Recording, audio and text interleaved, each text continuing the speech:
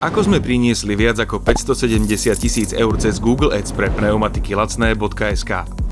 Vo februári 2024 sme prevzali reklamný účet v segmente, ktorý je extrémne konkurenčný a zároveň silne sezónny. Od začiatku bol cieľ jasný. Rásť, ale bez zbytočného prepaľovania rozpočtu. Za 2 roky sa nám podarilo dosiahnuť viac ako 570 000 eur v hodnote konverzií pri investícii približne 27 000 eur. To znamená návratnosť viac ako 20 násobok. 1 euro dnu, viac ako 20 eur von.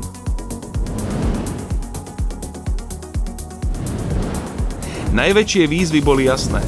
Zákazníci extrémne citliví na cenu, silná konkurencia a krátke sezónne okná, v ktorých sa rozhoduje.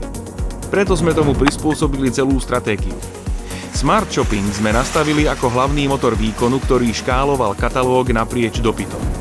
Search kampane sme rozdelili podľa zámeru.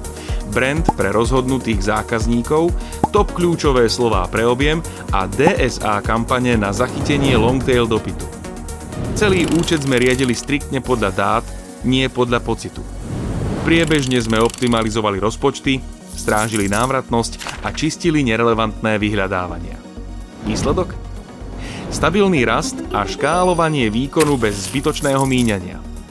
Tento projekt ukazuje, že aj na presýtenom trhu sa dá vyhrávať, ak sa sústredíte na ziskovosť, správnu štruktúru kampaní a dôslednú optimalizáciu. Dáta rozhodujú a my ich premieňame na rast.